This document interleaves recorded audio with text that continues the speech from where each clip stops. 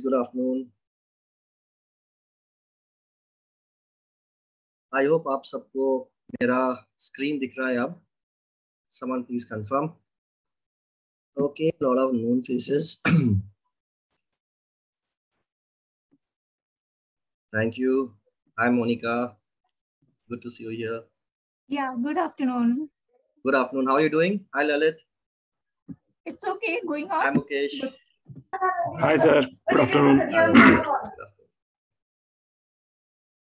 Hey Amandeep. Good afternoon. Good to see you here. So I think most of the people who I'm greeting right now, and if I've missed greeting somebody else, I'm sorry. But आज का जो भी functions है, I think you all know it, or I definitely expect you guys to know it. ठीक है? So this functions are basically logical functions. ठीक है? If any, if error, sum if, count if, sum if s, count if s, and substitute or and basically we are going to talk about some nested ifs as well. So those of you who know that you know it completely, there are a few tips for which you can stick around.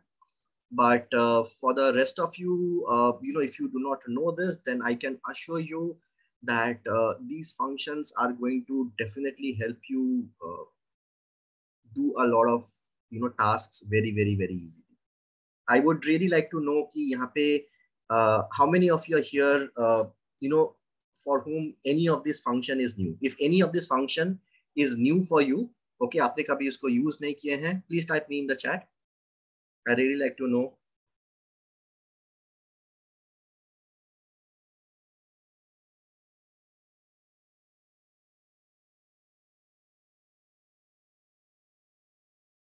So nested if is new, substitute is new for you. Okay. So Yashwant, again, let me tell you, ये जो हमने link आपको भेजे हैं chat पे, that is formula.cuitbox.com. ठीक है? So that page will work only for our paid members. However, as a let's say corporate social responsibility of ours, we are also trying to help out a lot of our DMEs, right? So we are also over the different weeks of MIS Saturday, which are basically the free workshops which are open to everybody. We are slowly also giving out some of the content from formula.cuitbox.com to everybody out in the world, let's just put it that way.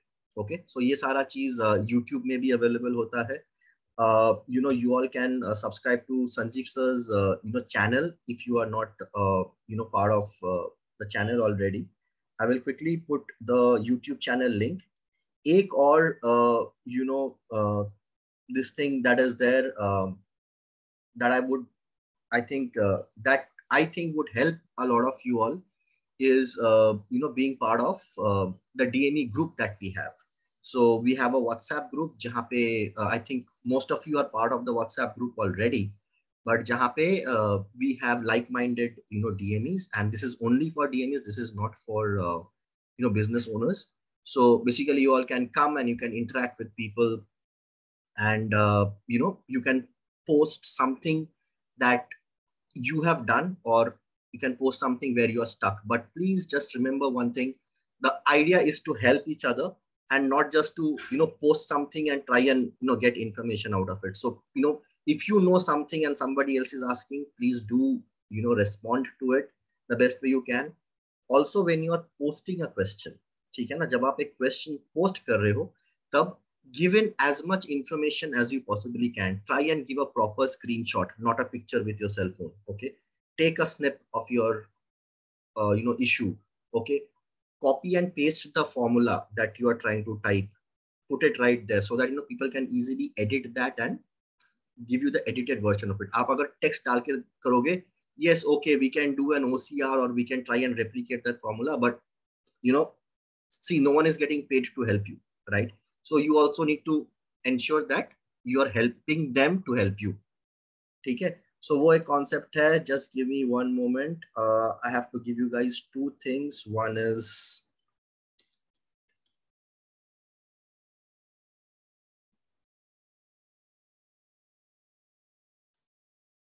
so this is Sanjeev sir's YouTube channel in the chat. Those of you who are watching this on YouTube, maybe at a later point of time, you all can open a browser and simply type itbx.in/YT. That will take you to Sanjeev sir's YouTube channel, and all the previous MIS videos are available under a playlist. Okay, यहाँ पे देखिए this MIS Saturday playlist. So all of this thing will be available right here. 1 second. Niche. So these are all the free workshops that we have done so far. You all can get this. And the other thing that I was talking to you guys about was the DME ka group. So this I'll put in the chat again. आप लोग ये group को definitely join कर सकते हैं. ठीक है? Having said that, let's move on to formula.coitbox.com, and let's start with first. Let me first start with if error. Okay, I'll start with if error first for you guys, and then I'll come back to if NA, because if error is a broader concept and if NA is a concept under if error. Let's put it that way. If error सारा जो errors आते हैं, different kinds of errors. अच्छा, can someone tell me how many kinds of errors are there? जब आप कोई formula लिखते हो, how many different kinds of errors are there? Any guesses, guys? 3 types, 6, 3. So Lalit has started typing the error names. So NA, value. Okay, what else? Ref error, div error, hash name. Perfect. Anything else that's missing? Hash ref is done. एक और. So NA हो गया, reference error हो गया, div error हो गया, name error हो गया, value error हो गया, और क्या? Did I count 5? Or did I double count anything? Okay, so I think there are 6 if I'm not mistaken. Let me just quickly check. Types of formula errors.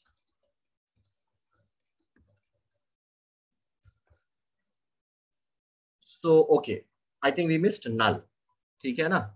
Hash null, hash num. I think these ones we have missed. Okay. So div हमने यहाँ पे cover कर लिया. Trying to divide by 0. ठीक है? Hash NA, I think we all know if we are not getting a value, a match.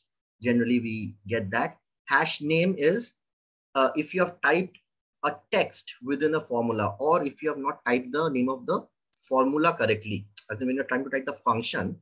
Okay, let's say instead of VLOOKUP, LOOKUP, instead of double O, let's say you put a single O, or V के जगह आपने W कर दिया, कुछ भी, ठीक है ना? If it is not a proper function, you will generally get a name error, hash name error. If you have a space was used in formulas that reference multiplies multiple ranges, comma separated value range, a space was used in formulas that reference multiple ranges, a comma separated ranges. I very honestly, guys, I have never gotten this hash null, this thing here. Can somebody explain? If anybody is here, you can probably explain this. I was not aware of the hash null formula. I have honestly not seen this. Not such a important one, very honestly, but definitely hash num is an important one for you guys to know कि अगर कुछ numeric data अगर जहाँ पे आप ढूंढने का कोशिश कर रहे हो और वो नहीं मिल रहा है तो आपको हैश नम मिल जाएगा.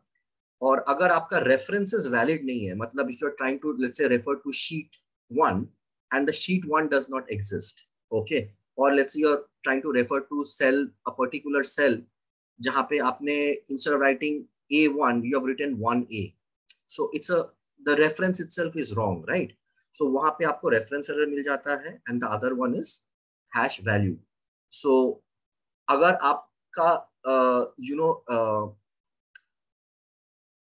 wrong, one second, hash value we would get wrong type of operation. हाँ, so let's say you are writing a query function, ठीक है ना? Query function के अंदर जो syntax है, ठीक है, वो syntax अगर आप सही तरीका से नहीं लिखोगे, ठीक है, then you would get this hash value kind of a error. ठीक है, तो ये सारा को सप्रेस करने के लिए we can use if error. और अगर हमें बस NA को सप्रेस करना है, if you just need to suppress the NA values, then we will generally use a if NA. तो मैंने तो ऑलरेडी आधा वीडियो बता ही दिया, but let's just quickly have a look at it. ठीक है, so we look at if error first. Hello friends, मेरा नाम हरीश है. आज मैं आपको गूगल शीट का एक फंक्शन इफ एरर के बारे में बताने जा रहा हूँ. तो जैसे कि आप देख सकते हैं कि इफ एरर का जो मतलब आपको समझ आ रहा होगा कि अगर हमारी कोई एक वैल्यू हमें एरर शो करती है तो उसकी जगह पे हमें क्या शो हो वो हम खुद सेलेक्ट कर सकते हैं इफ के कंडीशन के साथ. ठीक है, अगर वो वैल्यू एरर नहीं देती तो एग्जैक्ट जो वैल्यू का जो रिटर्न है वही हमें मिलेगा. बट अगर वैल्यू कोई भी एरर देती है तो उस टाइम पे हमें क्या शो हो ये उसके लिए. तो अभी हमारे पास कुछ टाइप के एरर है. ठीक है, और एक दो नीचे मैं डेमो के लिए कुछ लिख भी देता हूँ. वैल्यू जैसे कि मैंने 40 एंड 56 एंटर कर दिया. ठीक है, अब मैं इफ एरर का यूज करता हूँ. इफ एरर में मैंने अपने एक वैल्यू सेलेक्ट कर ली.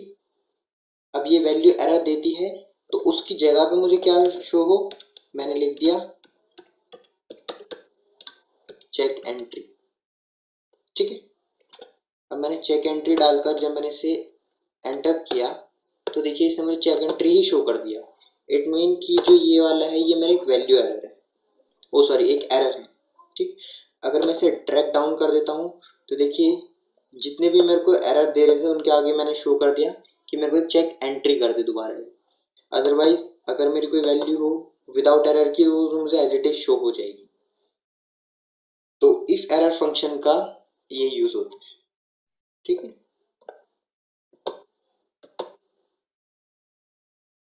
Okay, so if error again यहाँ पे जो इन्होंने चेक एंट्री किए हैं, ठीक है, not necessarily every time you have to give a text की चेक एंट्री. अगर आप चाहते हैं कि पूरा उसको सप्रेस करना है, you can simply put a comma and close the bracket as well. ठीक है ना, that will completely suppress the entire entry. Okay, any questions on this? कोई भी क्वेश्चन हो तो you can ask me. So we'll move on to the next one, if NA.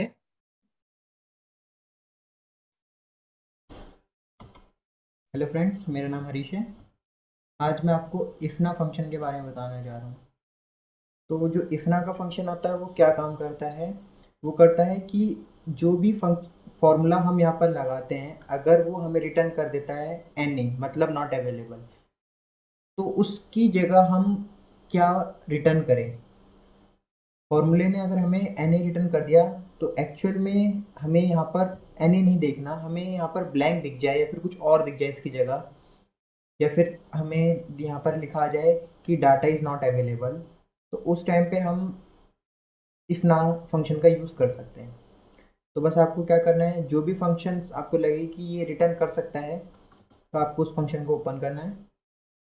उस function के सबसे स्टार्टिंग में जाकर आपको इफ ना फंक्शन का यूज़ करना है. इफ ना फंक्शन का जैसे आप यूज़ करेंगे आपको लास्ट में आना है कॉमा. अब आप उस NA की जगह पर क्या शो करवाना चाहते हैं आप वो लिख सकते हैं. अभी मैंने यहाँ पर ब्लैंक चूज़ कर लिया. जैसे ही मैं एंटर करूँगा देखिए मेरा यहाँ पर ये ब्लैंक हो चुका है. बट मैं चाहता हूँ कि मैं इसकी जगह @ को सेलेक्ट कर लूँ. तो अब देखिए इसने मेरे जहाँ पर मेरा NA दिखा रहा था वहाँ पर मेरा इसने @ सेलेक्ट कर लिया है. बट अब आप सोच रहे होंगे कि अगर मेरा यहाँ पर अगर डाटा NA नहीं शो करवाएगा, मतलब ये जो मेरा फंक्शन है ये मेरे जो जब NA नहीं शो कराता तो यहाँ पर क्या आएगा. तो जैसे ही मैं यहाँ पर कुछ कंडीशन डालता हूँ तो ये देखिए ऑटोमेटिकली मेरा ये जो मैंने फ़िल्टर फंक्शन लगाया था पहले वो रन हो गया. जो NA काम करता है वो फ़िल्टर फंक्शन के बाद काम करता है. अगर फ़िल्टर फंक्शन ने मुझे शो कर दिया NA तब जाके मेरा NA फंक्शन काम करता है. अदरवाइज जो मेरा फ़िल्टर फंक्शन अगर ट्रू होता है तो मेरा पहले फ़िल्टर फंक्शन यूज़ होता है.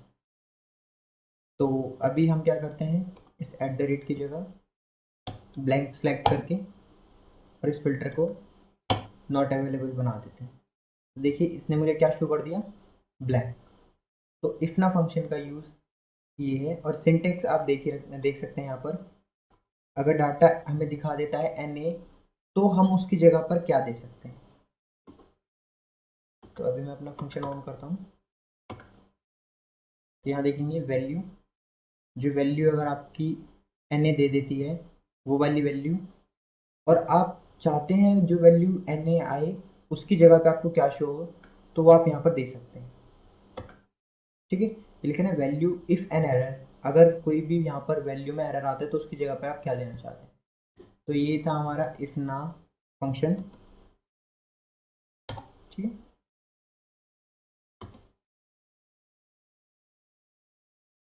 Okay, guys. So that was if NA. Okay. Again, same format. अगर किसी का कोई question है, we can take the questions. Those of you who have access to this site, you can even use the practice sheets here.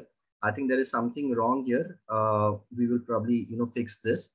But in most cases, what happens is, let's say if I go to if error here, you will be able to download the practice sheets here. Okay, and you can make a copy of it where the same sheet that Harish was talking about, it will be available here. Okay, let's move on to the SUMIF.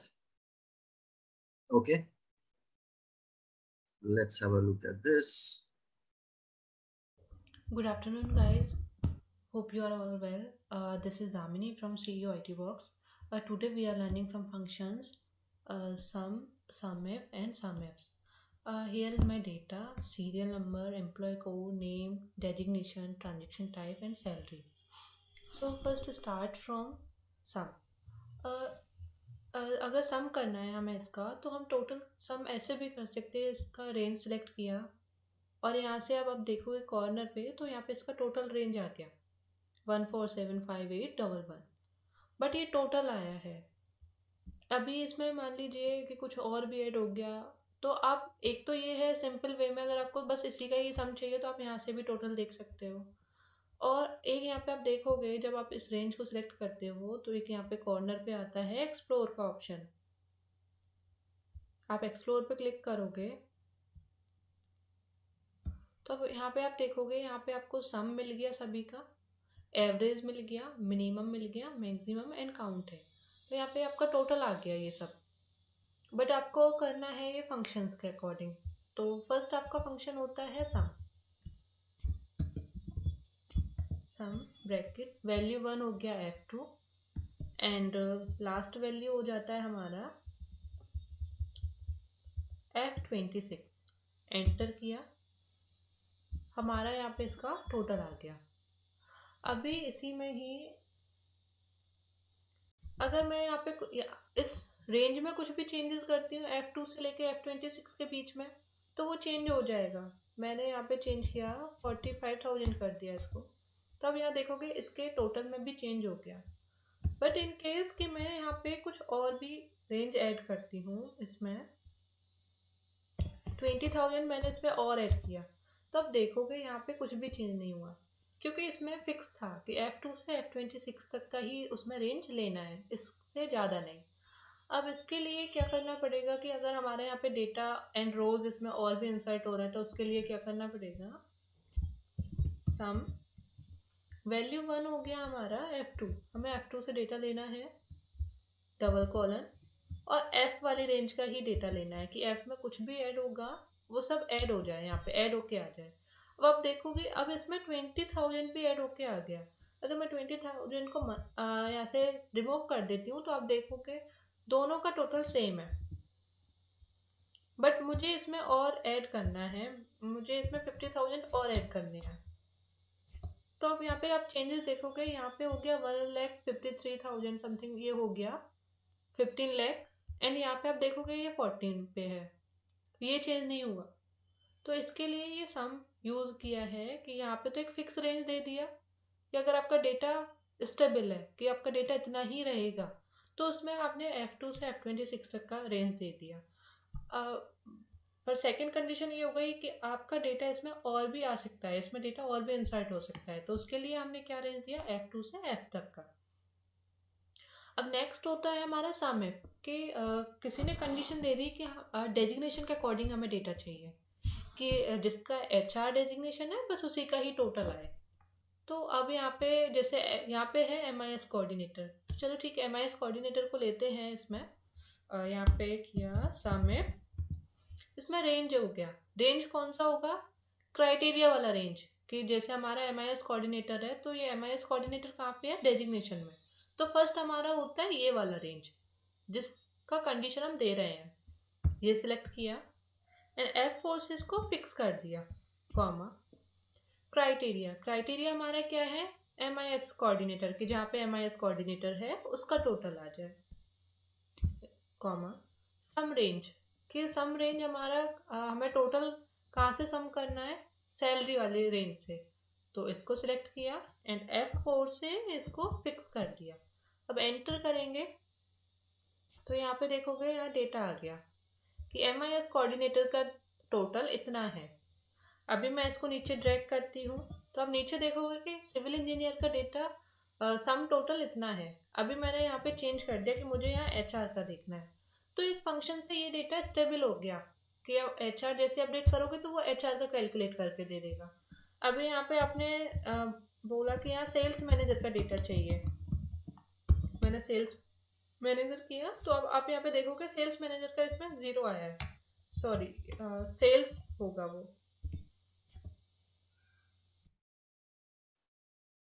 ठीक है, so okay, so there was some questions if you guys are following the chat. Lalit was asking कि ये समिफ array में तो नहीं होता है, right? क्योंकि एरे में क्या होता है, जो आप कंडीशन देने का कोशिश करते हो वो कंडीशन वो एक्सपेक्ट करता है कि हर जगह में वो कंडीशन सेम अप्लाई होगा, तो उसके कारण बेसिकली एरे में ठीक तरीके से ये समिफ काम नहीं कर पाता है। उसका ऑल्टरनेटिव है क्वेरी फंक्शन, ठीक है ना? You all can explore query function, you can very easily use a helper cell, जहाँ पे क्वेरी से बेसिकली ग्रुप बाई और सम होके based on a particular value दो कॉलम्स आ जाएंगे, your primary key and the summed value of all of it, और फिर उससे आप एक VLOOKUP कर लो विद एन एरे, ठीक है? So obviously try to not write a SUMIF and drag it down across thousands of rows. It will slow your Google Sheet down, ठीक है? अब हम देखेंगे थोड़ा SUMIF का ही एक slightly more complicated but a lot more useful function, जहां पे आपके पास multiple conditions हो, ठीक है? उसको कैसे यूज करना है, so let's look at that. तो यहाँ पे हमने जैसे ही सेल्स मैनेजर किया उसका डेटा आ गया था। अब नेक्स्ट हो गया कि हमें यहाँ पे 2 कंडीशंस दे दी है कि जिसमें डेजिग्नेशन के अकॉर्डिंग भी चाहिए और ट्रांजेक्शन टाइप के अकॉर्डिंग भी चाहिए। एंड इसमें क्या करते हैं कि जो 1 कंडीशन होती है उसमें हम समिफ यूज करते हैं, और अगर वहाँ पे मोर देन 1 कंडीशंस हैं तो उसमें समिफ यूज करते हैं। अगर कोई भी कंडीशन नहीं है तो उसमें हम सिंपली सम यूज करते हैं। अब यहाँ पे हम करते हैं समिफ is equal to sumif। इससे फर्स्ट है सम रेंज। सम रेंज क्या होगा कि हमें कहाँ से टोटल करना है, तो यहाँ से हम करेंगे F से, इसको F4 से फिक्स कर दिया। फिर इसमें आ गया क्राइटेरिया रेंज 1। क्राइटेरिया रेंज 1 हमारा क्या है? डेजिग्नेशन, कि हमारा डेजिग्नेशन सिविल इंजीनियर होना चाहिए। तो क्राइटेरिया रेंज 1 जहाँ पे रेंज आता है, रेंज ये वाला होता है पूरा। तो ये हो गया हमारा डेजिग्नेशन, हो गया फर्स्ट क्राइटेरिया रेंज, इसको भी फिक्स कर दिया। एंड इसमें आया है क्राइटेरिया 1। तो क्राइटेरिया 1 हमारा क्या है कि जो डेजिग्नेशन है वो सिविल इंजीनियर होना चाहिए, ओके। एंड फर्स्ट हमारा ये फुलफिल हो गया। सेकंड हमारा क्या है कि जो ट्रांजेक्शन टाइप है वो कैश होना चाहिए। तो ट्रांजेक्शन, अब इसमें क्या आया है, क्या हाईलाइट हो रहा है? Criteria range 2। क्राइटेरिया रेंज 2 हमारा क्या है? Transaction type. तो ट्रांजेक्शन टाइप को यहाँ से सिलेक्ट किया, इसको फिक्स कर दिया। एंड फिर क्या आ रहा है हमारा हाईलाइट हो गया कि क्राइटेरिया 2 क्या है, कि सेकंड क्राइटेरिया हमारा क्या है? फर्स्ट क्राइटेरिया हमारा हो गया था civil engineer, and second criteria क्या है कि वो कैश होना चाहिए। अब यहाँ पे किया, इसको एंटर कर दिया, तो आप देखोगे यहाँ टोटल हमारा आ गया इतना कि सिविल इंजीनियर जहाँ पे कैश सिविल इंजीनियर डेजिग्नेशन उसका सिविल इंजीनियर है और ट्रांजेक्शन टाइप उसका कैश है, तो उसका टोटल कितना आया 42565। अभी मैंने यहाँ पे किया कि यहाँ पे मुझे चाहिए HR का, तो HR का टोटल कैश में वैल्यू कितना है 74088 एंड अब मुझे HR का चाहिए डेबिट कार्ड में, तो डेबिट कार्ड में HR का वैल्यू कितना है 67599। अभी मान लो कि यहाँ पे मैंने कर दिया कि मुझे MIS एग्जीक्यूटिव का चाहिए डेटा, तो MIS एग्जीक्यूटिव, तो अब देखोगे यहाँ पे MIS एग्जीक्यूटिव का डेबिट कार्ड में डेटा कितना है 51186। मैं यहाँ पे आपको क्रॉस चेक भी करके दिखा देती हूँ। क्रॉस चेक किया, इस पे फिल्टर लगाया एंड मैंने कंडीशन दे दी कि मुझे MIS एग्जीक्यूटिव का ही इसमें क्रॉस चेक करना है। MIS एग्जीक्यूटिव एंड इसमें जो पेमेंट के लिए हमने देखा था वो था हमारा कि कैश वाला चाहिए, डेबिट कार्ड वाला चाहिए। डेबिट कार्ड वाला देखा तो डेबिट कार्ड का क्या है 51186। अब मैं यहाँ से फिल्टर रिमूव करती हूँ, तो अभी आप देखोगे MIS एग्जीक्यूटिव का डेबिट कार्ड वाला टोटल कितना है 51186। तो ये आज के फंक्शंस थे हमारे सम, सम इफ। सम होता है विदाउट एनी कंडीशन, बस हमें टोटल चाहिए। सम इफ होता है कि अगर हमने कोई एक कंडीशन दे दी कि डेजिग्नेशन के थ्रू चाहिए या फिर ट्रांजेक्शन टाइप के थ्रू चाहिए, सम इफ उसमें यूज हुआ था। एंड सम इफ्स को यूज करते हैं कि जहाँ पे मोर देन वन कंडीशन, इसमें कंडीशन डेजिग्नेशन भी थी, ट्रांजेक्शन टाइप भी था। अगर डेटा ज़्यादा होता तो उसके अकॉर्डिंग भी हमारी यहाँ पे रेंज चेंज हो जाती कि हमारा यहाँ पे कुछ भी डेटा हो सकता था, और कि हमने यहाँ पे फिक्स कर दिया कि नीरज का इलेक्ट्रिकल इंजीनियर हो एंड उसका कैश हो, तो इसमें हम कितनी भी कंडीशंस को यूज कर सकते हैं एंड वो हम सम इफ्स के थ्रू कर सकते हैं उसे। So, guys, before she concludes it, एक चीज, what we saw here was, she was typing the designations. Okay. अगर आपका जो भी सेल्स हैं, ठीक है, जहाँ पे आप सम इफ डाल के रखे हो और उसका जो मेन रेफरेंसेस है, जैसे कि यहाँ पे सेल I13 और I14 हो गया, ठीक है, try and have drop down references, ठीक है ना? So you can go to data and you can go to data validation and you can use a drop down range. From there, what will happen is the way the names are there in column D for cell number I13 and whatever transaction types are there, online or cash, वो सारा चीज भी you're not giving an option for someone to make a mistake. ठीक है ना? So try and put in drop downs wherever you possibly can. ठीक है? तो ये हमारे आज के फंक्शंस थे। आई होप कि ये सभी को क्लियर हो गया होगा। So thank you.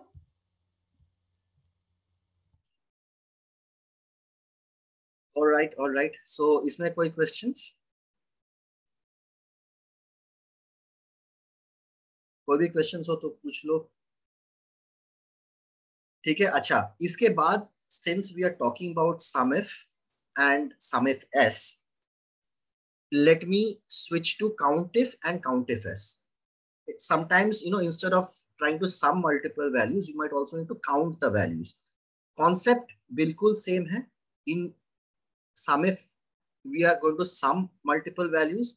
In COUNTIF, we are going to simply count multiple values, and you can count texts as well. Okay, so let's have a look at that once, and then we will come back to the other few.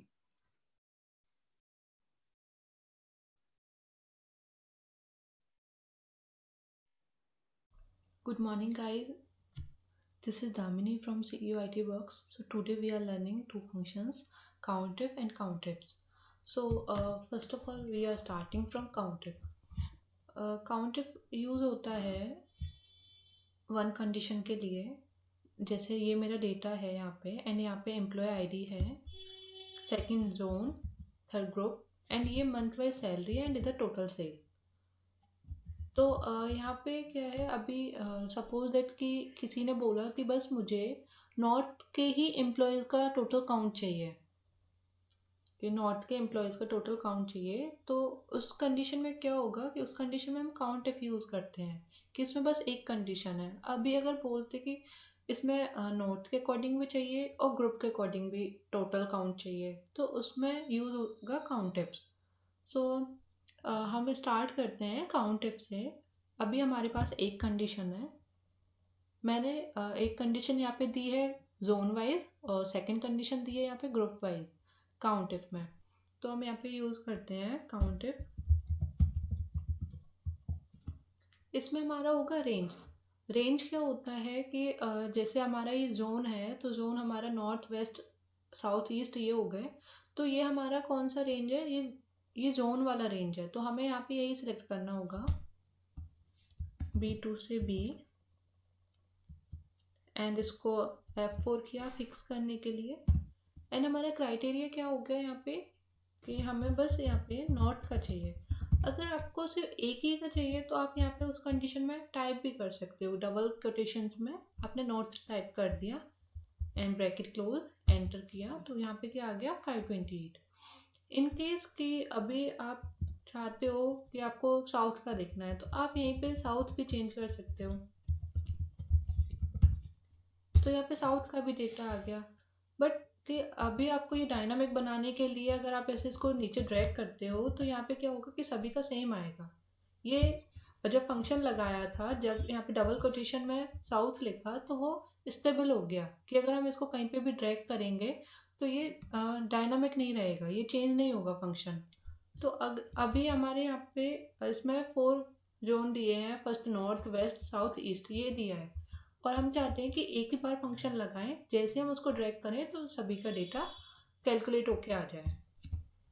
तो यहाँ पे क्या करेंगे, count if range हमारा क्या हो गया, zone B2 से B तक, इसको फिक्स किया, कॉमा। क्राइटेरिया क्या है, क्राइटेरिया में हम जैसे यहाँ पे दिया हुआ है कि नॉर्थ का चाहिए, तो हम इसका सेल रेफरेंस दे सकते हैं कि ये हमारा R4 में हमारा क्राइटेरिया है। ये एंटर किया, डेटा कैलकुलेट हो गया। अब अगर मैं यहाँ पे ही चेंज करूँ, मैंने यहाँ पे वेस्ट किया, तब यहाँ कैलकुलेट हो गया। अगर मैं यहीं पे चेंज करूँ साउथ, तो यहाँ मेरा साउथ का डेटा आ गया। अगर मैं यहीं पे ईस्ट का चेंज करती हूँ तो मेरा ईस्ट का भी डेटा आ जाएगा। ये डायनामिक फंक्शन हो गया कि आप एक ही जगह पे यहाँ चेंज कर सकते हो। मैंने नॉर्थ किया तो यहाँ नॉर्थ का भी फंक्शन आ गया। और अगर आप चेंज नहीं करना चाहते हो तो इस कंडीशन में क्या करोगे कि आप इसको नीचे ड्रैग भी कर सकते हो।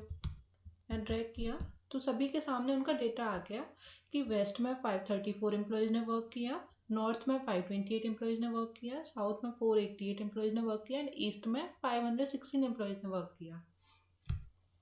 अब ऐसे ही सेकंड क्या है कि ग्रुप वाइज देखना है। अब इसमें क्या है कि हमें जोन वाइज नहीं देखना, हमें बस ग्रुप वाइज डेटा देखना है। तो इस कंडीशन में क्या करेंगे, काउंट इफ, सेम वही प्रोसेस है जैसे हमने जोन के लिए निकाला था, वैसे ही इसको करेंगे। यहाँ पे रेंज आएगा, रेंज हमारा है C2 से C तक, ये फिक्स किया, कॉमा। क्राइटेरिया क्या हो गया कि या तो हम यहाँ पे डबल कोटेशंस में ये लिख सकते हैं, A लिख दिया कि ग्रुप A का ही डेटा चाहिए। अब ये स्टेबल हो गया फंक्शन, चेंज नहीं होगा इसमें कुछ भी। या तो आपको फंक्शन में F2 करके यहाँ पे बार बार चेंज करना पड़ेगा, B करोगे तब आएगा, C करोगे तब आएगा। और अगर आप चेंज नहीं करना चाहते हो तो आप इसमें सेल रेफरेंस दे सकते हो। यहाँ पे क्राइटेरिया में ये सेल रेफरेंस दिया कि आपका U4 पे ग्रुप है, एंटर किया, 498 आ गया। अब इसको मैं अगर यहीं पे चेंज करती हूँ तो मेरा डेटा यहाँ पे भी आ जाएगा, सेम जैसे जोन में किया था। बट हमें ये नहीं करना है, चाहते हैं कि एक ही फंक्शन को ड्रैग करें और सभी का डेटा कैलकुलेट होके आ जाए। तो यहाँ पे किया कि सभी का कैलकुलेट होके आ गया कि A ग्रुप में इतने एम्प्लॉयज हैं, B ग्रुप में 500 हैं, C ग्रुप में 550 हैं, D ग्रुप में 518 हैं। तो यहाँ पे टोटल कैलकुलेट होके आ गया। ये होता है count if. So count if use होता है ओनली फॉर वन कंडीशन। और अभी इसमें कुछ, अभी मेरे पास डेटा ये है तो मैंने इसके अकॉर्डिंग ये डेटा यहाँ पे निकाल दिया। अभी सपोज दैट कि यहाँ पे डेटा कुछ और होता, किसी का यहाँ पे जोन नहीं सिटी होता, तो हम सिटी वाइज भी कर सकते थे, सिटी वाइज भी सेम यही फंक्शन लगता। Okay, so that was COUNTIF. Questions? So I'm assuming you guys know it already. ठीक है ना, तो मैं ज्यादा टाइम इस पे स्पेंड नहीं कर रहा हूँ. ठीक है, कोई भी क्वेश्चन हो तो feel free to pause. Put it in the chat. I can take live questions as well. I can even, if you guys are getting stuck with something, I know there are a few questions where you're unable to, do it. If I have enough time, I'll try and help you all with your live cases as well towards the end of the session. ठीक है, ready करके रख लो जो भी sheet आपको दिखाना है. And अब आते हैं काउंट इफ्स पे। काउंट इफ्स पे क्या करते हैं कि ये एक से ज़्यादा कंडीशंस के लिए ये यूज़ होता है। अब मैंने इसमें क्या कंडीशंस दी हैं यहाँ पे कि जोन उसका नॉर्थ हो एंड 500 से उसका कम हो और ग्रुप उसका ए हो, तब उसका टोटल सेल आ जाए, मतलब उसका टोटल सेल कैलकुलेट होके आ जाए। तो यहाँ पे हम इसका क्या करेंगे, count ifs criteria range 1। Criteria range 1 क्या हो गया, जोन कि जोन हमारा नॉर्थ होना चाहिए। ये किया B2 से B, इसको फिक्स किया, कॉमा। अब हमारा क्राइटेरिया 1 क्या है, नॉर्थ, कि जब ये नॉर्थ हो तब हमारा डेटा आए। एंड सेकंड क्राइटेरिया क्या है हमारा, कि जो ये ग्रुप है ये ए होना चाहिए।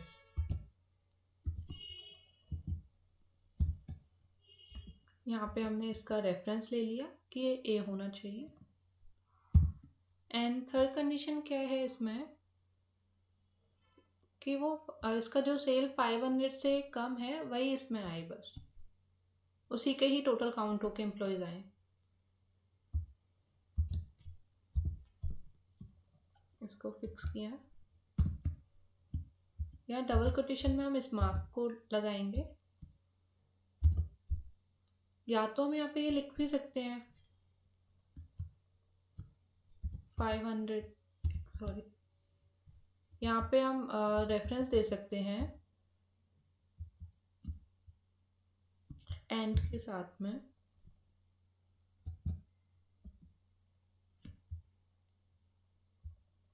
जैसे मैंने ये रेफरेंस दिया यू का यहाँ पे एंड एंटर कर दिया। अब इसमें मैंने यहाँ पे किया 500, जैसे मैंने 500 किया वैसे यहाँ पे आ गया।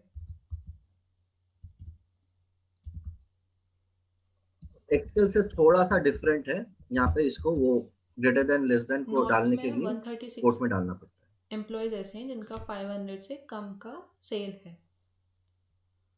और अभी आपको चेक करना है, आप यहाँ से चेक कर सकते हो कि कंडीशन बी में, ग्रुप बी में कितने एम्प्लॉयज होंगे, ग्रुप बी में आ गया। सी में कितने एम्प्लॉयज होंगे, सी का आ गया। ग्रुप डी में कितने होंगे, वो आ गया। एंड ये फंक्शन आप इसको यहाँ पे ड्रैग भी कर सकते हो। ये मैंने ड्रैग किया तो सभी का कैलकुलेट होके आ गया। मैं एक बार फिर इसको रिपीट कर देती हूँ कि इसमें हमारी 3 कंडीशंस हैं। एक तो फर्स्ट कंडीशन है हमारी नॉर्थ की, कि जोन हमारा नॉर्थ हो, मीन्स जोन हमारे 4 होने चाहिए, जब हम फंक्शन ड्रैग करें तो 4 इनका डेटा आ जाना चाहिए। एंड फर्स्ट कंडीशन हो गई नॉर्थ, सेकंड कंडीशन हो गई कि 500 से कम वाला डेटा चाहिए, एंड थर्ड कंडीशन हो गई हमारा कि ग्रुप डी होना चाहिए। तो मैंने इसमें किया फिर से काउंट इफ्स क्राइटेरिया रेंज 1 क्या हो गया, जोन, इसको फिक्स किया।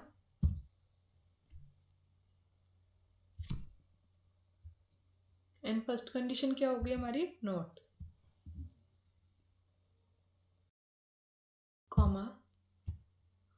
सेकंड कंडीशन क्या है कि हमारा ग्रुप डी होना चाहिए, ये फिक्स किया, कॉमा।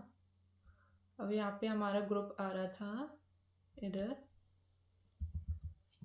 इसको फिक्स कर देंगे क्योंकि एक ही है ग्रुप हमारा, तो एक ही कॉलम में हमारे सारे ग्रुप्स हैं, तो इसी में हम इसको फिक्स कर देंगे। एंड थर्ड कंडीशन हो गई कि टोटल सेल 500 से कम वाला आना चाहिए।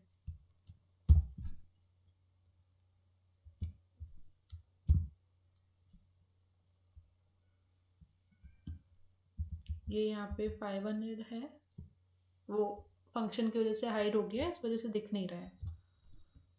ये हो गया, एंटर किया।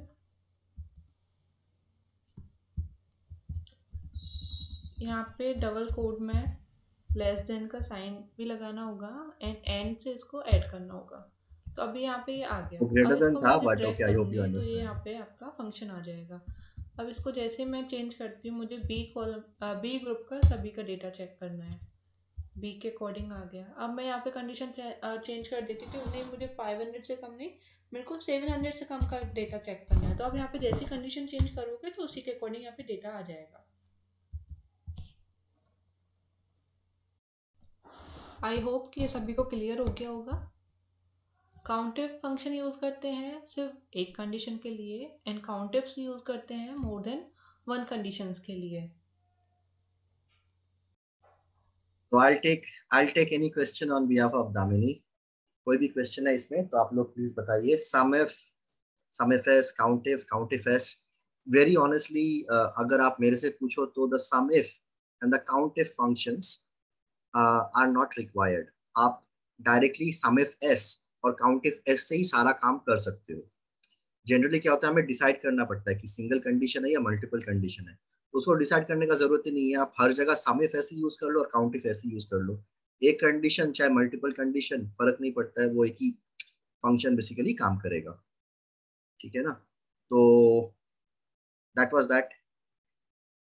ठीक है, अभी अगर कोई और क्वेश्चन नहीं है तो हम देखेंगे पहले एंड, और उसके बाद और देखेंगे, एंड लास्ट में हम आएंगे सब्स्टिट्यूट।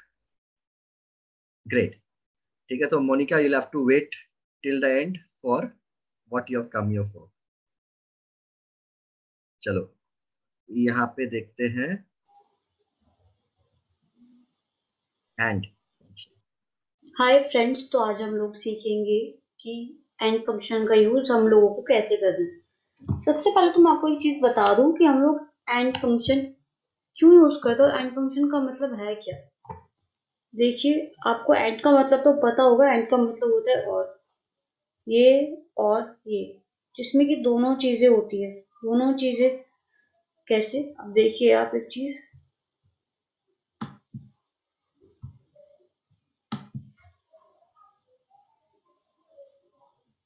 मैं आपको एक एग्जांपल बताती हूँ। जैसे मान लीजिए कि मेरे पास दो कंडीशंस हैं।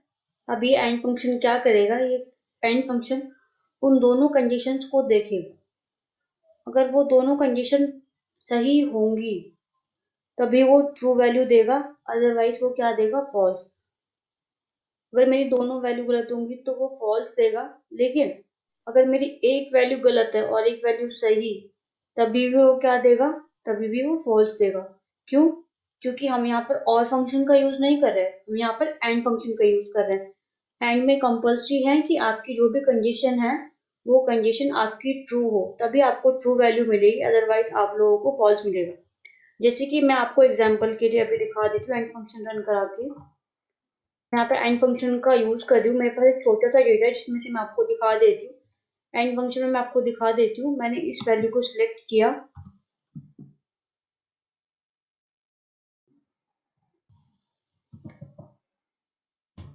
मैंने दिया अगर मेरा B2 में 23 के, अगर मेरा B2 जो वैल्यू है वो 23 के इक्वल है, और दूसरी कंडीशन मैं दे रही हूँ C2 अगर 12 के इक्वल है। ये मेरी दो कंडीशन हो गई। अब ये देखिएगा कि क्या मेरी दोनों कंडीशन ठीक है। एंटर कर देती हूँ। ये क्या वैल्यू देगा, ये देगा हमें ट्रू। क्यों? क्योंकि मेरी दोनों कंडीशन बिल्कुल ठीक है। अगर मैं यहीं पर, मान लीजिए मेरी फर्स्ट वैल्यू 23 बिल्कुल ठीक है, अगर मैं यहाँ पर वैल्यू चेंज करके यहाँ पे 21 कर दूं, इस वैल्यू को मैं चेंज कर दूं, तो क्या ये ट्रू देगा? बिल्कुल भी नहीं, क्योंकि एंड फंक्शन में कंपल्सरी है कि जितनी भी कंडीशंस मैं लगा रही हूँ वो सारी की सारी कंडीशंस मेरी ट्रू हो, अदरवाइज वो फॉल्स दे देगा। अगर मेरी उसमें से एक भी कंडीशन रॉन्ग हुई तो वो फॉल्स दे देगा मुझे। ये देखिए, इसमें क्या था, इसमें मेरी एक कंडीशन बिल्कुल ठीक थी, दूसरी कंडीशन क्या हुई, मिसमैच हो गई, वो कंडीशन मेरी फॉल्स निकली। उसकी वजह से क्या हुआ, मेरी पूरी जो भी मैंने कंडीशन लगाई थी उसने उसका रिजल्ट क्या दिया, उसने फॉल्स रिजल्ट दे दिया। तो अब तो आप लोग समझ गए होंगे कि हम लोग एंड में क्या कंपल्सरी, एंड में कंपल्सरी है कि जितनी भी कंडीशंस हमारी हैं सब सारी कंडीशंस ट्रू होनी चाहिए, तभी वो उसका रिजल्ट ट्रू में दिखाएगा। अदरवाइज उसमें से कोई भी कंडीशन अगर आपकी रॉन्ग हुई, कोई भी कंडीशन आपकी फॉल्स हुई, तो वो आपको फॉल्स निकाल के देगा।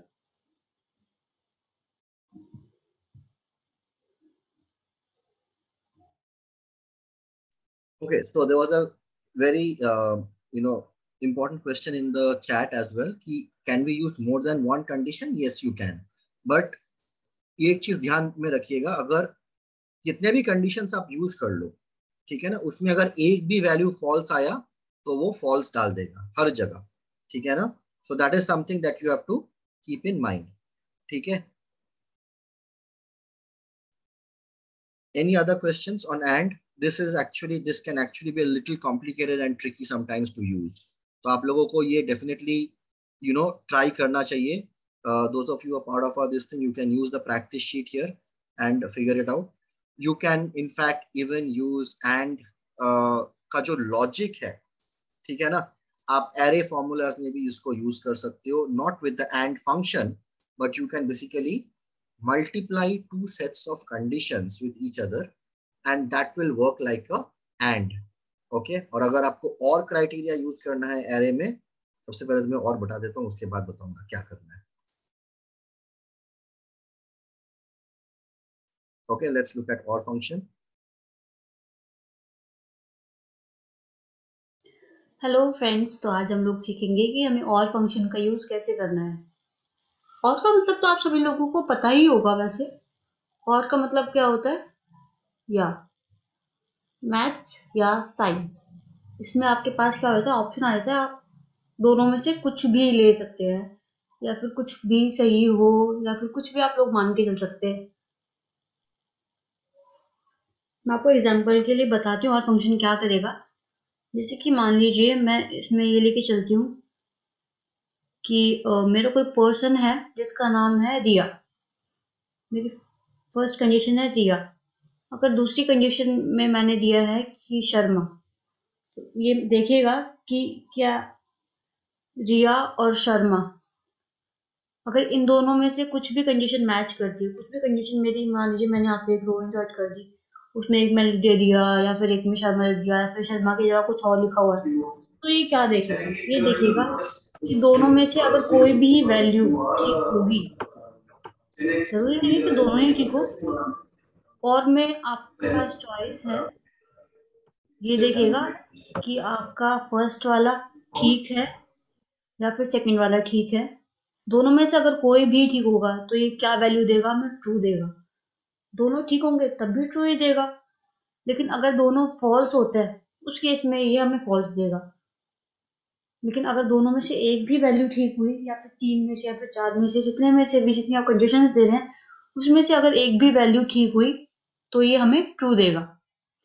तो मैं एग्जाम्पल के लिए आपको यहाँ पे दिखा देती हूँ इस फंक्शन को हम लोग रन कैसे करते हैं। तो यहाँ पर मैंने लिखा इज इक्वल्स टू, अब मैं इसमें क्या लेके चलती हूँ, देखिए आप, मैंने और फंक्शन लगाया, मैंने दिया इस सेल के अंदर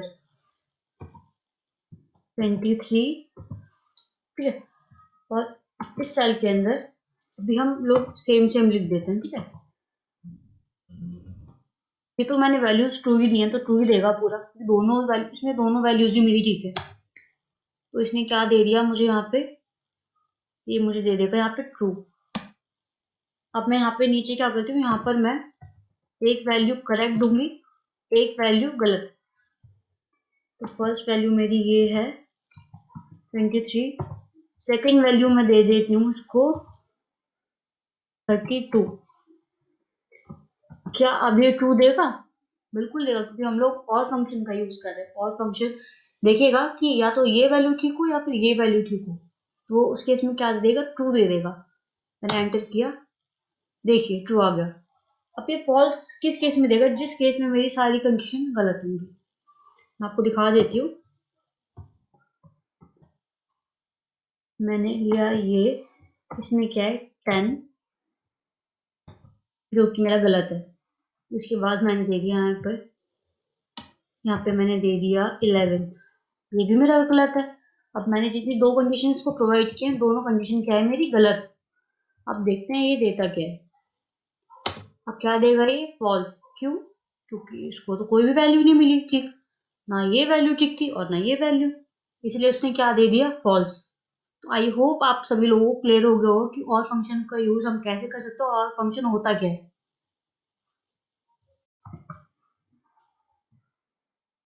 So can you guys think of a practical example where you would actually want to use an OR function?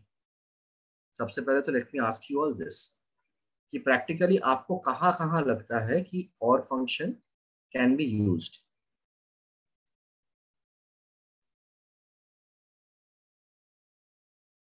Anyone?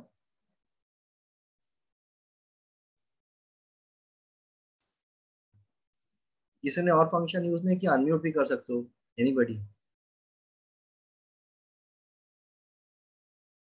चलो ठीक है, at least be aware of the concept कि अगर आपको let's say if you have received a good customer feedback, okay, or you have made a sale, right?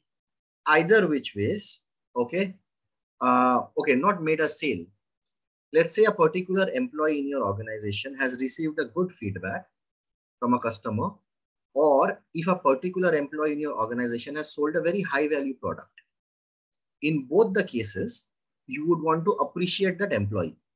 ठीक है, तो you would need to use an OR criteria here.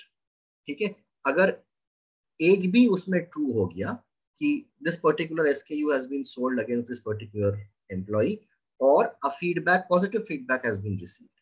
So let's say a appreciation mail must go out, or you might want to count that as a brownie point for that employee. So in such a case, you can use this. So Shubham, I'm sure you have used it in multiple sheets. If you can share some criterias जहाँ पे आप इसको use कर सकते, मतलब आपने किए हो, I think practical examples, more you guys, bring out, it will help a lot of people. So Shubham, if you can, it'll be really nice. Give us some practical examples.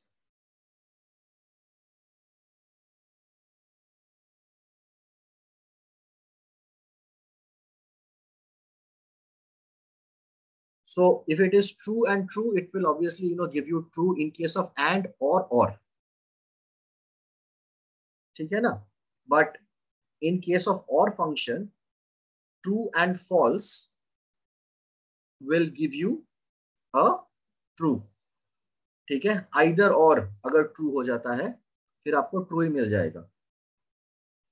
So if you need a true false, then you would need to use a AND criteria.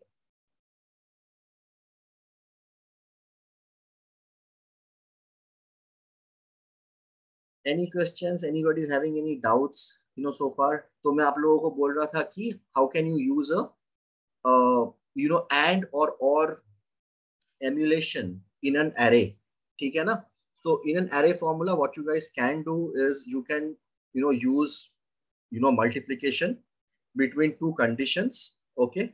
And if, one condition is true and another condition is true, in that case, since you're multiplying it, what happens is this set of one conditions, okay, they in an array, what it first does is it generates a column of true, false, true, false, true, false, true, false, like that. And the other condition that you have, that also generates a set of true, false, true, false, true, false. Now, when you multiply that with each other, it works like a AND criteria within an array formula. It's like multiplying 1 with 0. If there is any 0, the answer is 0. If both of them are 1, then you will get 1. And if you want to use, however, let's say if you want to use an OR criteria, what you can do is you can use two conditions and you can put a plus sign next to each other. So if either of them are, 1 or a 0. Okay. When you add both of them, the answer is 1. So that's how it basically works. Okay, na? So or can also work within array, but not or as a function. We can work it out. Okay, so that's a topic for a separate day. Maybe I discuss these in the DME workshops. So if you guys are interested, and those of you who are already part of the Tech Mastery Advanced course, you all can definitely join this DME workshop that we have. I will put out the curriculum here for everybody. Just give me 1 second.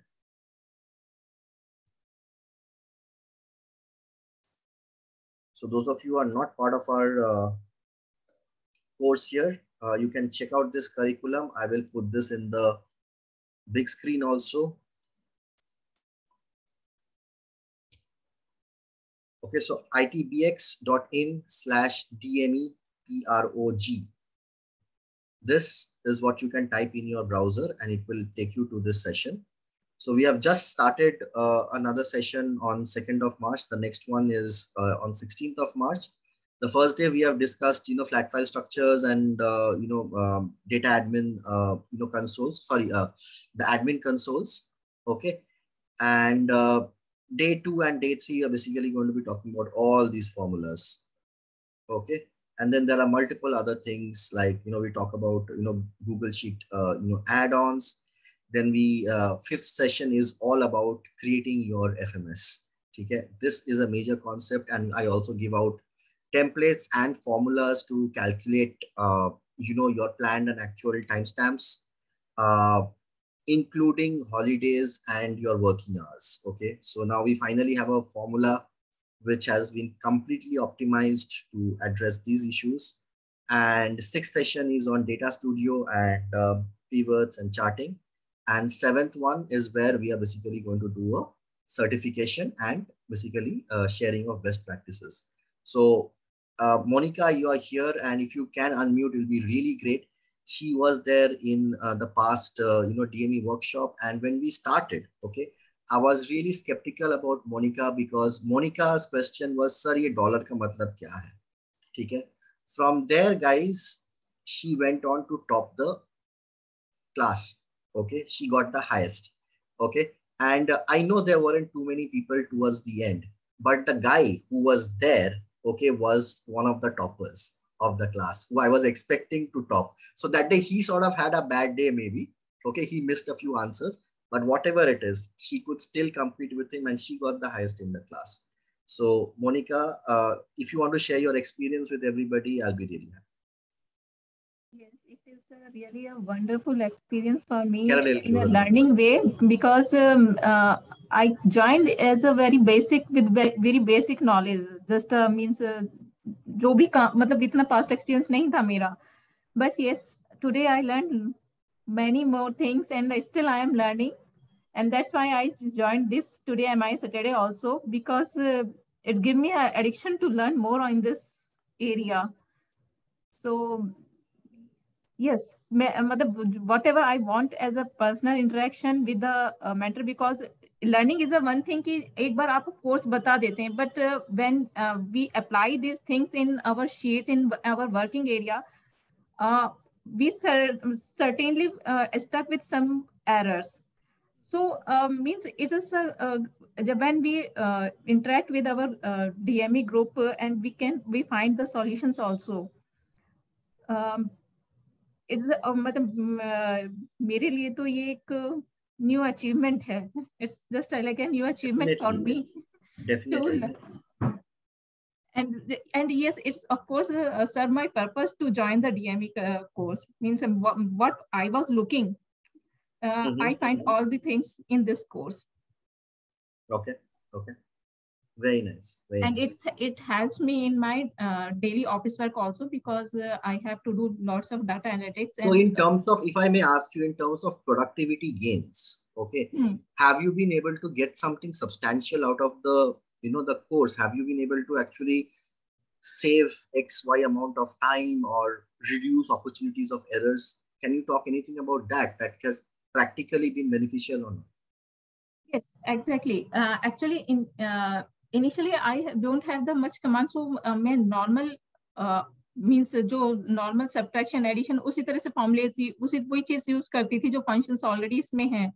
But to how to save the time and how to save the means फॉर्मूले को हर बार type करने की बजाय हम जैसे अरे formula use कर सकते हैं, और उससे कैसे हम लोग जैसे हर बार हमें टाइपिंग करने होते हैं, हम कैसे डाटा वैलिडेशन अप्लाई कर सकते हैं, शीट्स को टाइम सेव कैसे कर सकते हैं, कि गूगल फॉर्म को हम कैसे यूज कर सकते हैं कि जो यूजर्स हैं जो डिपार्टमेंट्स में हैं उन लोगों को भी कम टाइम देना पड़े, मींस वो भी फास्ट काम कर पाए और हमारी रिपोर्ट्स ऑटो जनरेट हों.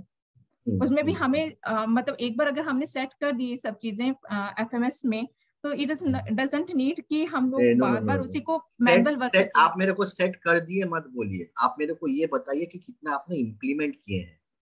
वो तो आप थ्योरी अभी बता रहे हैं, तो I am expecting real results from you, so you tell me how much of it have you practically implement. Practical implement मैं अभी अपनी मार्केटिंग डाटा के लिए कर रही हूँ, जो मार्केटिंग एनालिसिस की रिपोर्ट्स हैं उसके लिए मैं अप्लाई कर रही हूँ. उसमें पिवट टेबल के थ्रू कर रही हूँ. उसमें मैं डाटा स्टूडियो को भी यूज करना चाहती हूँ, लेकिन डाटा स्टूडियो में मुझे अभी थोड़ा सा कुछ ग्लिच आ रहे हैं. मैं आपका जो ये डीएमई की वर्कशॉप्स की वीडियो है, ट्यूटोरियल्स है, उसको गो थ्रू करके then I am trying to make it perfect. and I get more assignments related to this, means transport division, और एक और हमारी ग्रुप कंपनी है उसके भी डाटा के वो मुझे अभी करना है. It is means it will go on in a long process, means in by the March end. Fantastic. चलिए thank you for sharing that. So I leave you with a new function today. It's called substitute. ठीक है ना? Let's look at this. I will explain if there's any question. आज हम सीखने वाले हैं substitute function. Substitute function basically work क्या करता है, ये देखिए, replace existing text with new text in a string. मतलब एक एग्जिस्टिंग है जो आपका स्ट्रिंग है, लाइक सीबीएक्स फॉर्मूला सब्स्टिट्यूट स्ट्रिंग है, अगर इसमें से आपको स्पेस जगह पर ब्लैंक कर देना है, जहां पे स्पेस से बिल्कुल ब्लैंक हो जाए, सो उसके लिए हम क्या यूज कर सकते हैं, सब्स्टिट्यूट फंक्शन. सो मैं आपको फॉर एग्जांपल करके दिखाता हूँ. एक बार सब्स्टिट्यूट हमने यूज किया, सब्स्टिट्यूट फंक्शन लगाया हमने यहाँ पर. अब इसका फर्स्ट आर्गुमेंट है टेक्स्ट टू सर्च. जिस टेक्स्ट में आपको सर्च करना है, सर्च फॉर क्या सर्च करना है आपको, तो हमें क्या सर्च करना है यहाँ पर, स्पेस हम कैसे लिखेंगे, डबल कोटेशन में ओपन करा, देन इसके बीच में क्या डालेंगे, स्पेस, कॉमा. अब आपको स्पेस की जगह पर क्या रखना है, मतलब कि अगर आप स्पेस रिमूव कर रहे हैं उस टेक्स्ट में से, तो उसकी जगह आप क्या रखना चाहते हैं. सो हमने कहा कि जहां पर स्पेस हो बिल्कुल ब्लैंक हो जाए. सो हमने क्या कर दिया, यहाँ पर blank, double quotation, open and close, and इसको हमने क्लोज कर दिया फॉर्मूले को, देन एंटर. तो अभी आप देखेंगे कि इस फॉर्मूले में जो भी हमारे स्पेस था वो सारा का सारा हट गया है. अब इसको हम ट्रिम से भी कर सकते थे, ट्रिम से, लेकिन क्या होता है, ट्रिम क्या करता है कि वो बेसिकली जो आपका एक्स्ट्रा स्पेस है टेक्स्ट के अंदर वो रिमूव करता है, मतलब एक्स्ट्रा स्पेस इसके अंदर से रिमूव कर दिया. बट अगर आपको सारे स्पेस रिमूव करने हैं तो क्या करेंगे, यहाँ पर सब्स्टिट्यूट फंक्शन यूज करेंगे. सब्स्टिट्यूट स्पेस, जिस चीज को आपको रिप्लेस करना है वो, एंड जिसके साथ रिप्लेस करना है वो यहाँ पर आएगा. अगर हम यहाँ पे कहते हैं कि जहां पर स्पेस है वहां पर ये हाइफन आ जाए, देन इसको हम कैसे करेंगे, यहाँ पर हमने हाइफन दे दिया. तो अभी आप देखेंगे यहाँ पर जहां पर आपका स्पेस है वहां पर ये आपका हाइफन आ गया. एंड सब्स्टिट्यूट का एक इसके अंदर फोर्थ आर्गुमेंट भी होता है इसके अंदर, मैं आपको दिखाता हूँ एक बार. ये देखिए, substitute text to search for replace with, and ये ऑपरेशन नंबर, ये ऑप्शनल होता है, अगर आप नहीं भी डालेंगे इसको तो ये आपका वर्क कर जाएगा. बट इसका यूज क्या होती है ये हम जानते हैं. अब ये जैसे हम लिखते हैं नीरज कुमार सिंह, तो आप चाहते हैं जो आपका फर्स्ट स्पेस है, फर्स्ट स्पेस कहाँ पर आ रहा है आपका, नीरज और कुमार के बीच, तो आप इस स्पेस को रिमूव करना चाहते हैं, बट जो कुमार और सिंह के बीच में जो स्पेस है उसको आप रिमूव नहीं करना चाहते हैं, तो ये कैसे हम करेंगे? तो हम इसका यूज करेंगे यहाँ पर सब्स्टिट्यूट में फोर्थ ऑप्शन जो होता है, फोर्थ आर्गुमेंट होता है, जो ऑप्शन होता है ऑफिस नंबर। तो यहाँ पर हमारा टेस्ट टू सर्च हमारा नीरज कुमार सिंह हो जाएगा। सेम आपको सर्च करना है स्पेस, देन स्पेस की जगह आपको क्या करना है, ब्लैंक कर देना है। देन अब यहाँ पर आता है ऑपरेस नंबर। ऑपरेस नंबर क्या नाम, ऑपरेस नंबर का मतलब होता है कि कौन से नंबर वाला जो आपको कौन सा स्पेस है वो आपको रिमूव करना है। लाइक मैं अगर यहाँ पर 1 डालता हूँ, देखिए क्या होता है। तो इसने क्या किया, जो इस टेक्स्ट में पहला स्पेस है वो का फर्स्ट स्पेस क्या हो गया, ये जो नीरज और कुमार के बीच में।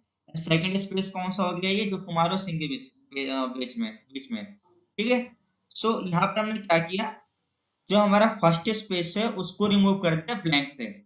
सो हमने क्या किया, सेम 8 जो हमारा रेफरेंस है वो टेस्ट सर्च करना है हमें स्पेस, एंड रिप्लेस के साथ करना है हमें ब्लैंक के साथ, एंड कौन सा नंबर वाला स्पेस हमें रिप्लेस करना है ब्लैंक के साथ, तो ये यहाँ पर ऑपरेस नंबर के साथ शेयर कर सकते हैं।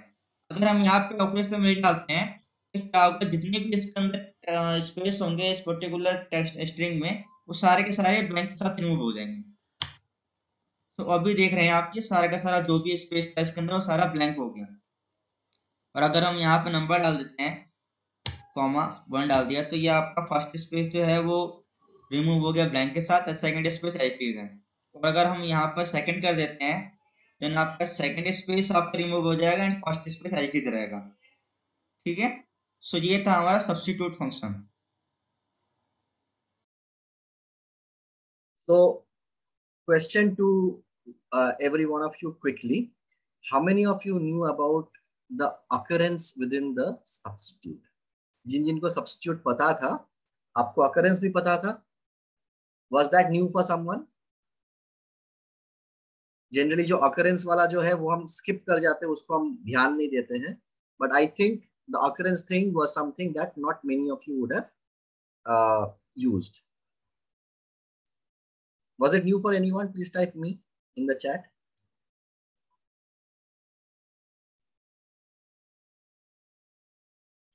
Okay. चलिए फिर so I think that brings us to the end of today's session, very honestly. ठीक है, आज हमने ये सारा जो यहाँ पे लॉजिकल फंक्शंस थे ये सारा देख लिए हैं.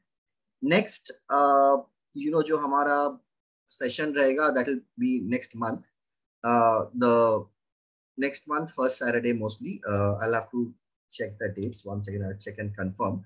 But in the next class, we'll basically look at various versions of lookup. VLOOKUP, HLOOKUP, column, match, and index.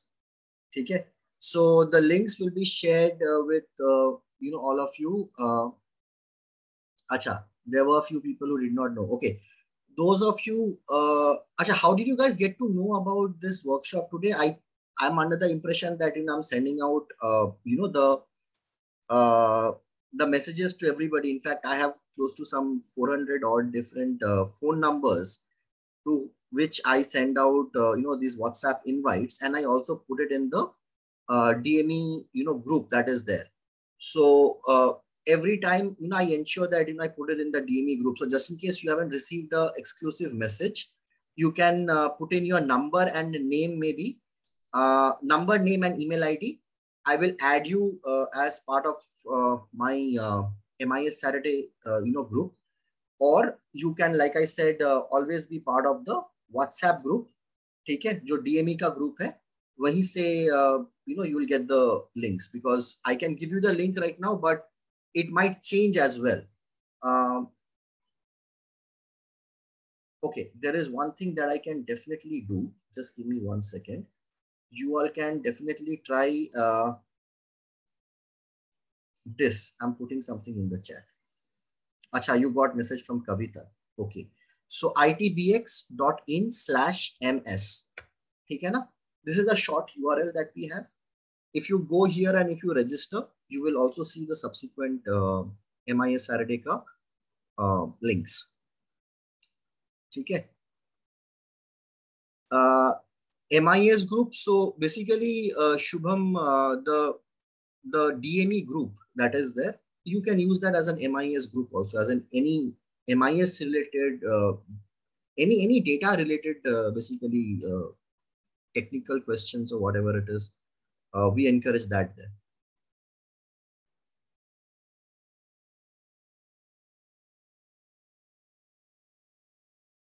ठीक है? अभिषेक, क्या CIT बॉक्स में इसका डाटा स्टूडियो का भी कोई अलग से पर्टिकुलर कोर्स वगैरह कुछ होता है? मींस ठीक है, DME में मैंने I had learn, but any specific? Just go online. Just go online. Just type Data Studio on Google. Okay. Right. Like, you'll find a ton of it. You will, in fact, already the content that is there, will probably not be able to, finish it in our lifetime. So there's a ton of it. Yeah. So guys, honestly, any questions regarding Google Sheets, Excel, or any technical related this thing? Very honestly, guys, if you guys are getting stuck, please use the internet to search for it. You will find anything and everything there. You honestly do not need like a dedicated professional course, if you ask me. Okay. However, if you want to get a little more serious, if you have time constraints, if you want everybody to curate something and present it to you in a almost like a one-to-one format, then definitely consider taking up a proper course. But if you have the time and the inclination, and if you are a self-starter, you can learn online. Otherwise, definitely, like I mentioned, do consider visiting the DME course that we have. I do believe it can help. Okay. Having said that, I'll close it for today. Good luck, guys. Thank you so much. Thank you, everyone.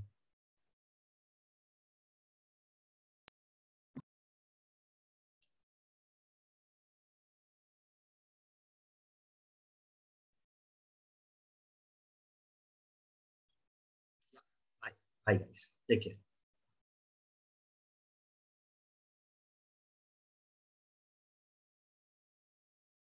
Okay, I missed a question. Arun Kumar is asking, please tell the right search phrase to learn more about Excel. Dekho, firstly, Arun, you have to understand the question itself is a little broad. It's like asking, what's the meaning of life? ठीक है ना? So people will keep giving you their ज्ञान and they'll go on for pages and pages and pages. ठीक है? सबसे पहले तो आपको अगर Excel सीखना है, zero down on what you need to learn. Ask specific questions about certain functions. आपको VLOOKUP नहीं आता है, search how to do a VLOOKUP in Excel. ठीक है? अगर आप सर्च करोगे how to learn Excel in 5 hours, trust me, it's not possible. ठीक है ना? मेरे खुद के पास lynda.com का कुछ 30 या 32 hours का कंटेंट पड़ा हुआ है. ठीक है? So they are basically videos, and yes, if you watch all the videos and if you learn all of it, if you can consume all of that within 32 hours, I think you'll be proficient. But आप वो एक बार में बैठ के 32 hours आप नहीं देख पाओगे. You will have to break it down into chunks, firstly, that you can consume. Also, you have to relate to them. अगर मैं आपको सडनली टेंसर फ्लो के बारे में बताऊं, ठीक है, unless you relate to that, ठीक है, you will not be able to, maybe you will even understand, but you will not be able to practically use it. ठीक है, तो you have to this thing. Google Sheets also same thing. Start searching for different functions on Google Sheets. एक basic course तो आप कर ही सकते हो, ठीक है ना? The whole idea about collaboration, वो सारा चीज आप देख सकते हो Google Sheet में. Take a practical problem. ठीक है? So Arun, specifically for you, I am giving you a practical challenge. आज से, ठीक है, आप एक आपका जो डेली एक्सपेंस होता है, ठीक है ना, वो डेली एक्सपेंस को आप एक गूगल शीट या फिर एक्सेल में आप मेंटेन करना चालू करो. ठीक है? Slowly you will start building insights. ठीक है? सबसे पहले तो आप डालोगे कि आज मैंने चाय पिया 5 रुपया का. ठीक है? then you'll realize that, yeah, if I write, T in one place and 5 in another, column, I will eventually be able to summarize, all the columns together. So you will realize the numbers need to be in one column and the text need to be in another column. Slowly, you'll realize ki, yaar, I do not know which day I had how many cups of tea. So you would probably want to put a date and time, next to it, right? Then eventually you will be like, यार मैं चाय के भी मैं expense कर रहा हूँ, मैं पेट्रोल का भी एक्सपेंस है, मेरा मूवीज का भी एक्सपेंसेस है, मेरा ऑनलाइन कोर्सेज पे भी एक्सपेंसेस हैं. So how do I categorize all of this? Then you would probably want to have another column saying type of expense. Eventually you will get to the point where you have a lot of data and you do not know how much you have spent on traveling, how much you've spent on entertainment, how much you've spent on learning, whatever, food, whatever it is. You will slowly feel the need to want to actually use a pivot table, right? So slowly, this is how we grow. So I hope that helps. You have to have something practical and then start, exploring step by step. ठीक है, चलो, bye guys.